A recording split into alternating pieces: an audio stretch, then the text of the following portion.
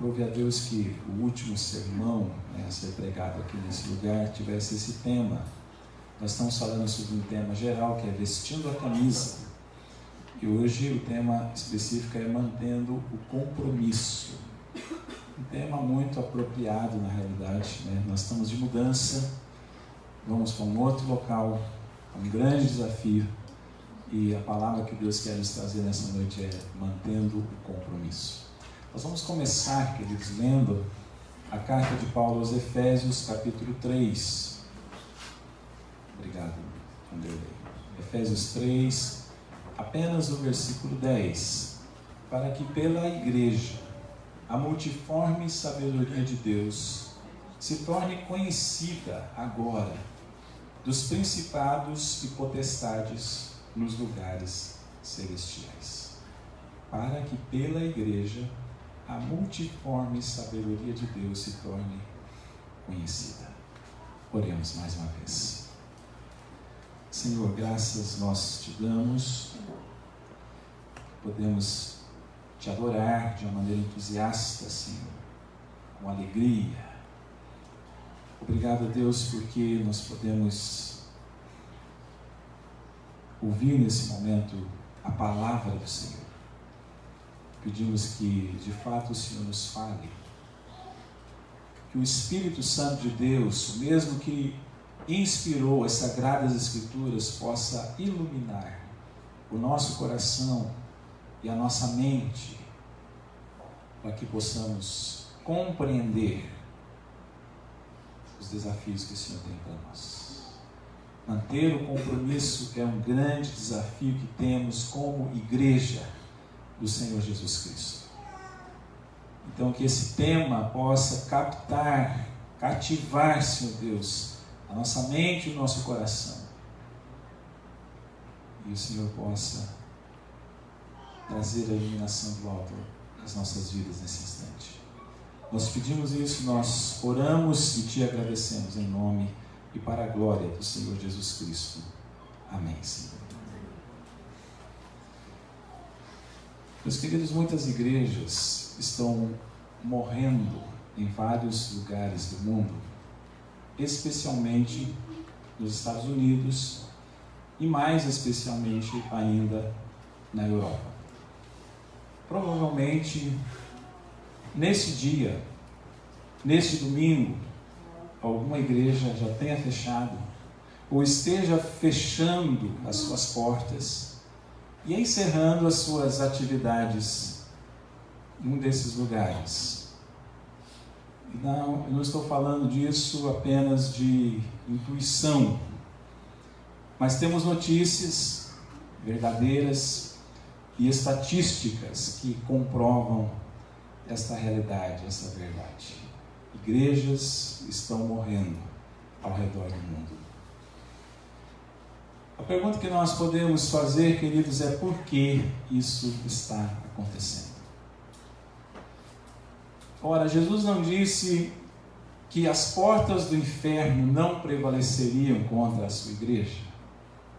Disse. Sim, Jesus disse isso.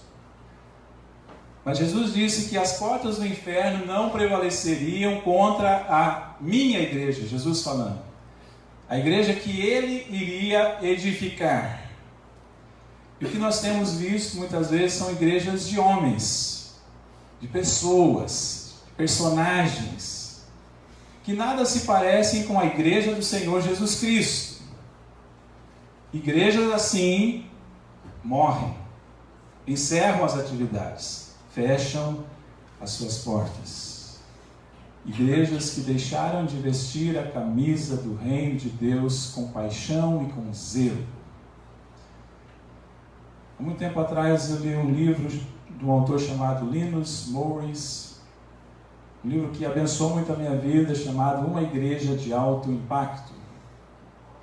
Influenciou muito o meu ministério esse livro e continua influenciando até hoje. Nesse livro, o autor Linus Morris aponta 6 razões para o declínio do cristianismo na Europa. Eu vou rapidamente passar a título de introdução para vocês sobre esses 6 fatores, essas 6 razões que tem contribuído para o declínio da igreja na Europa. O livro é sobre o cristianismo na Europa, mas você vai perceber que se aplica perfeitamente também em solo brasileiro. Então vamos lá, 6, vou passar rapidamente. Primeiro, a teologia liberal. Aquela que nega a inerrância das Escrituras, que relativiza todas as coisas. Então essa é a primeira razão, a teologia liberal. A segunda são as formas inflexíveis. Uma igreja que passa a ser dominada apenas por rituais, por tradições religiosas.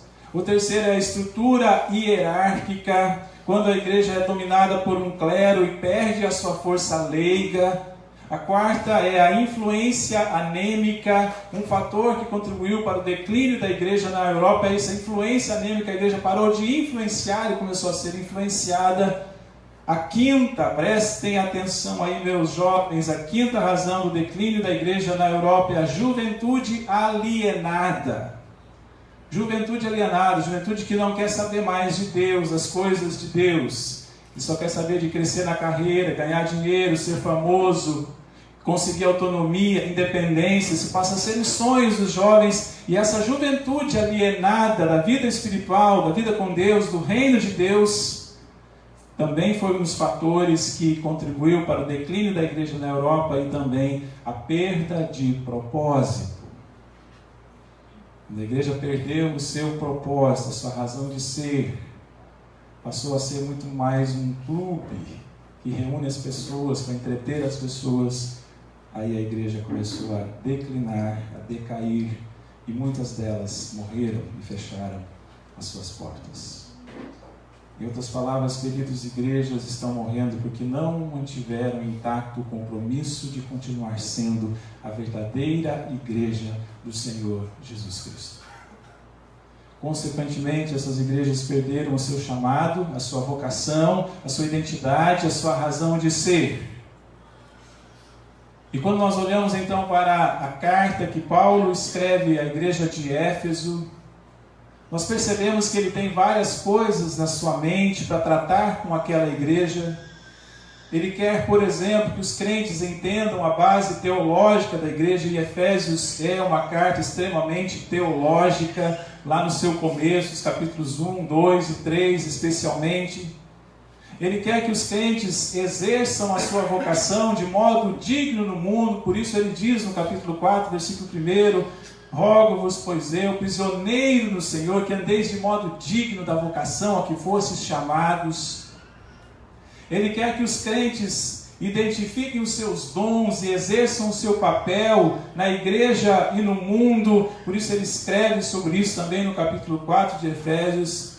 Ele quer que os crentes abracem um novo estilo de vida na igreja, por isso ele dá várias exortações práticas para aquele povo. Mas no capítulo 3, versículo 10, nós lemos: para que pela igreja a multiforme sabedoria de Deus se torne conhecida agora dos principados e potestades nos lugares celestiais. É o texto que nós lemos no início. Gosto desse versículo. Diz assim: para que pela igreja, a igreja é o instrumento, a multiforme, o que você pensa quando você ouve essa palavra? Multiforme, muitas formas. A multiforme o quê? Sabedoria de Deus. Pela igreja, a igreja é um instrumento para que essa sabedoria de Deus, que é multiforme, se torne conhecida. O que nós podemos aprender disso aqui, queridos? Que através da igreja, que a sabedoria de Deus se revela de várias maneiras, será conhecida e será conhecida no mundo espiritual e fará diferença. É pela instrumentalidade da igreja que o plano de Deus vai se configurando aqui na terra. É quando a igreja evangeliza que as almas são ganhas para Jesus. É quando a igreja proclama o evangelho que as pessoas são libertas do poder de Satanás. É quando a igreja ensina a sabedoria divina, a sabedoria bíblica, que as pessoas descobrem, aliás, um novo estilo de vida. É quando a igreja mantém, queridos, o seu compromisso intacto, que ela triunfa sobre o reino das trevas. Então nós devemos entender, queridos, quando lemos a carta aos Efésios e esse versículo que eu estou destacando, nós devemos entender a importância da igreja. Nós devemos entender a importância da igreja e por isso continuar vestindo a sua camisa. Nós falamos todo esse mês sobre esse tema, vestindo a camisa.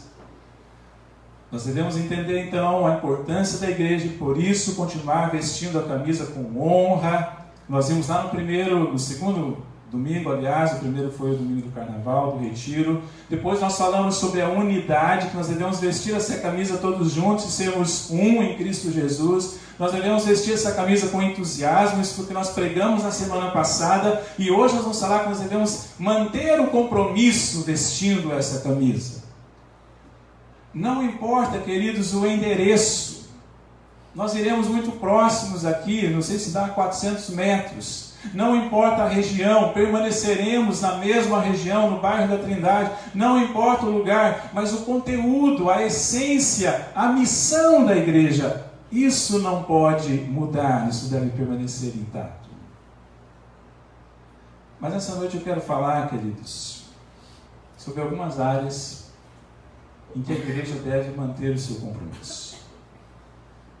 Vamos lá então. Em primeiro lugar, eu quero dizer que a igreja deve manter o compromisso de ser teologicamente firme. Essa é a primeira lição principal dessa noite. A igreja deve manter o compromisso de ser teologicamente firme. Eu vou pensar alguns textos das Escrituras para nós embasarmos a mensagem dessa noite. Começo dizendo que a Bíblia diz, em Atos 2:42, que a igreja, um texto bem conhecido, que a gente cita bastante aqui, porque eu gosto bastante do livro de Atos dos Apóstolos, mas esse versículo diz que a igreja perseverava no que mesmo? Alguém se lembra? Na doutrina dos apóstolos. A igreja perseverava, palavra grega, proskarterontes, perseverava na doutrina dos apóstolos. Isso significa que essa igreja bíblica, que é um modelo para nós, que é exemplo para nós, era doutrinária e teologicamente firme. Quando lemos o Novo Testamento, vemos o compromisso dos líderes, dos escritores bíblicos em manter a saúde teológica da igreja. Muitos ataques, muitas heresias, muitas foram as distorções que ameaçaram a vida da igreja. Mas as cartas escritas por homens fiéis como Paulo, como Pedro, como Tiago, como João, como Judas, foram instrumentos, ferramentas extraordinárias para preservar a igreja das investidas heréticas. Ao longo da história, quem estuda um pouco a história da teologia, ao longo da história, a história da igreja, muitas heresias se constituíram em ameaças reais para a saúde da igreja de Cristo. Vou citar algumas aqui, apenas citar: gnosticismo, marcionismo, donatismo, arianismo, pelagianismo, para citar alguns problemas que a igreja teve que enfrentar. Muitos deles negando a divindade de Cristo, muitos deles dizendo que a salvação é algo humano, negando a graça de Deus.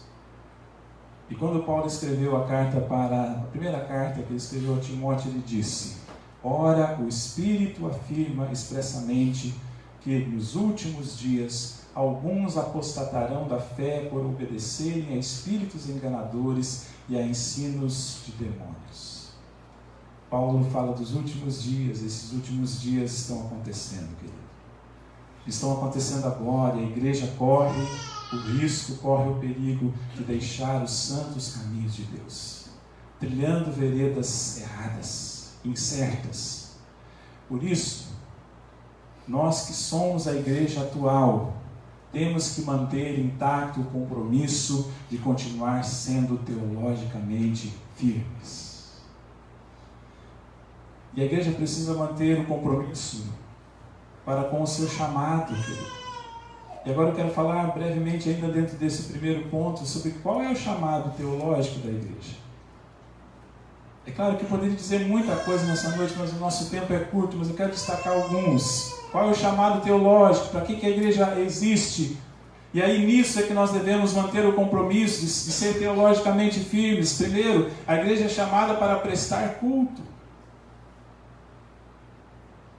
Esse é o primeiro chamado da igreja, queridos. A coisa mais importante que a igreja faz é adorar o Senhor. Uma vez eu ouvi uma expressão assim que me deixou meio estarrecido. Eu falei, pastor, e essa igreja só faz culto, né? A pessoa estava brava porque a igreja fazia culto. Quer dizer, para que a igreja existe então? A igreja é chamada para prestar culto, queridos. A primeira pergunta do catecismo, que é a única que nós sabemos de cor, ou alguém sabe alguma outra? O presbítero Ciro tem colocado aí no boletim todo domingo, né, as perguntas do catecismo. Mas a que a gente sabe de cor é a primeira. Qual é? Qual é o fim principal do homem? A gente sabe a pergunta e sabe a resposta. Qual é? O fim principal do homem é glorificar a Deus e gozá-lo para sempre. O fim principal do homem é glorificar a Deus e ter prazer nele para sempre. É isso que está dizendo. Você existe para glorificar a Deus, ter prazer nele para sempre. A igreja existe. Nós existimos como pessoas, a igreja existe coletivamente para glorificar a Deus e ter prazer nele para sempre. Nós somos chamados para prestar culto ao Senhor. Deus quer ser adorado, Deus quer ser glorificado, Deus quer ser honrado, Deus quer ser exaltado, seja através de salmos, hinos tradicionais, cânticos contemporâneos, a forma não importa. Deus quer ser o foco da igreja. Quando a igreja se reúne, exaltar a Cristo deve ser a nossa prioridade, queridos. Não é se a gente está gostando ou não. Hoje, não gosto desse cântico. Vou ficar quieto aqui. Lá no Paraná falava emburrado, né? Emburrado no campo. Qual que é o nosso foco, queridos, no culto? Exaltar o Senhor. Quando a gente entra aqui, quando a gente sai também, mas quando eu estou falando do culto coletivo, culto congregacional, Cristo deve ser o nosso foco. É para Ele que a gente deve olhar. Mas uma segunda coisa, dentro desse chamado teológico, a igreja é chamada para prestar culto, mas a igreja também é chamada para viver a palavra. A igreja é chamada para viver a palavra, a igreja é chamada para obedecer a palavra. Nessa semana eu comecei a ler um livro, às vezes me dá isso assim, sabe? Eu compro um livro novo e ele fica ali na estante. Esse livro eu comprei faz acho que uns 5 anos atrás, e aí terminei de ler um outro, queria começar a ler um outro livro. Comecei a procurar e fui levado a esse. O livro tem o título Criados pela Palavra. E nesse livro os autores, são 3, lançam mão de uma expressão cunhada pelos reformadores, 500 anos atrás, que chamavam a igreja de criatura da palavra. Criatura da palavra. A igreja é uma criatura da palavra. Em Atos 2, o ato histórico fundante da igreja é a exposição do quê? Da palavra. A palavra é exposta, a igreja começa. Pedro prega a palavra e quase 3.000 são convertidos. Em seguida, a Bíblia narra como viviam os convertidos, essa comunidade que era centrada e dirigida pela palavra. Quero citar algumas ideias do livro que eu achei muito interessante. Olha só, abrindo aspas. O que os reformadores queriam dizer é que a igreja não é uma invenção ou instituição humana. O que eles queriam dizer, com o título do livro, Criados pela Palavra, criada pela palavra, se referindo à igreja, é que ela não é uma invenção humana, uma instituição humana. Voltando a citar aqui, ela nasceu da palavra de Deus. Olha só que coisa interessante. Deus falou e criou o universo. Deus falou a Abraão e criou a Israel.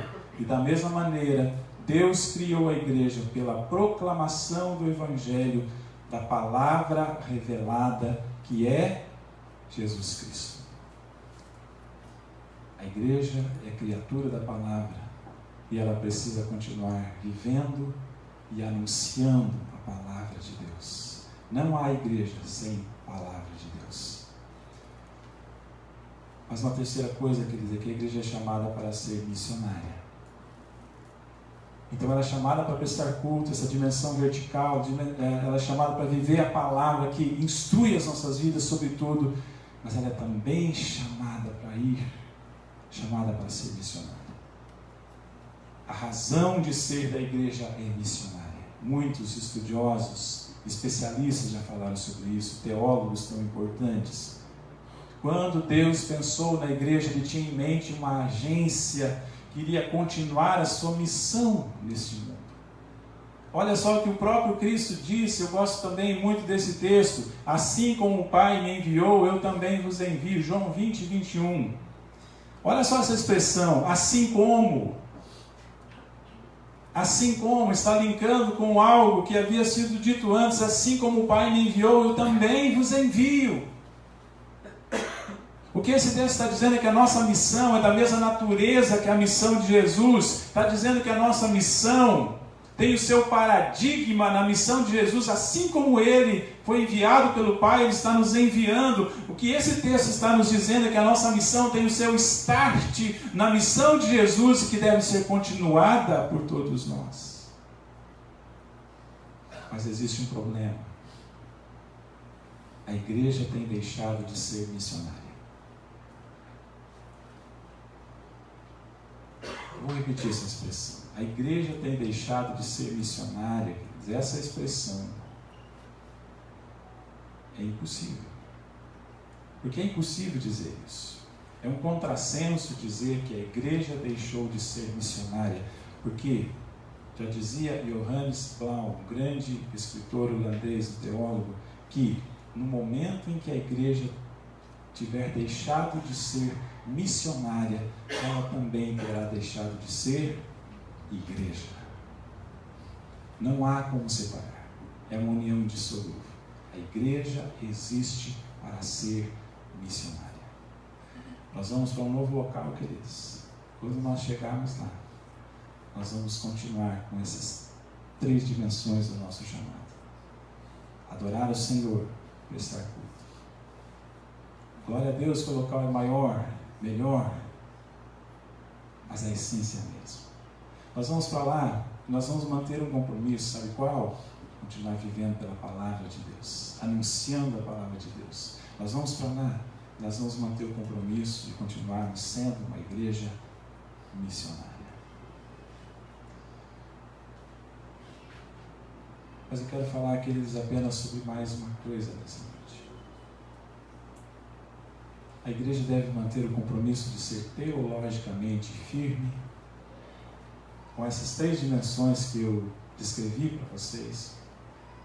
Mas eu quero terminar dizendo que a igreja deve manter o compromisso de ser espiritualmente viva. Teologicamente firme, mas também espiritualmente viva. Quando Jesus envia a carta à igreja de Sardes, uma das 7 igrejas da Ásia Menor, a quem o Senhor envia cartas lá no início do livro do Apocalipse. Então, quando ele endereça essa carta à igreja de Sardes, ele traz uma palavra severa àquela igreja. Olha só o que Jesus disse: conheço as tuas obras, que tens nome de que vives e estás morto. Palavra dura. Conheço as suas obras. Você tem nome de que vive, mas você está morta. O problema da igreja de Sardes é que ela continuava operando, funcionando, se movimentando, mas estava fazendo tudo mecanicamente. Havia perdido a unção, havia perdido a vitalidade espiritual, havia perdido a alegria do Espírito Santo. Infelizmente, como eu disse lá no começo, há igrejas que morrem. E até há igrejas que não fecham as suas portas, como na Europa, que continuam com as suas portas abertas. Mas é como se estivessem mortas. Tem nome de que vive, mas está morta, é o que diz a palavra. Infelizmente, há muitas igrejas nos nossos dias que têm um extenso relatório de atividades, um extenso relatório ministerial, mas poucos frutos espirituais. E sabe por que igrejas perdem a sua vitalidade? Por que uma igreja perde a sua vitalidade? Igrejas perdem a vitalidade porque os crentes perdem a paixão por Jesus. Igrejas perdem a vitalidade porque os crentes perdem a alegria de Jesus. Igrejas perdem a vitalidade porque os crentes perdem o seu entusiasmo. Igrejas perdem a sua vitalidade porque os crentes perdem o seu fervor espiritual. Então, vitalidade espiritual, este é um dos ingredientes que não pode faltar à igreja do Senhor Jesus Cristo. Uma igreja pode ser teologicamente firme, como nós vimos, e tem que ser. Uma igreja pode ser ministerialmente dinâmica, como tem que ser, mas isso de nada adiantará se ela não estiver espiritualmente viva. Espiritualidade contagiante é uma das marcas de uma igreja de alto impacto, uma igreja que cresce, que gera influência positiva, que abençoa o bairro, que faz missão. Eu estou falando de vivacidade de uma igreja. E a vivacidade de uma igreja é perceptível, queridos.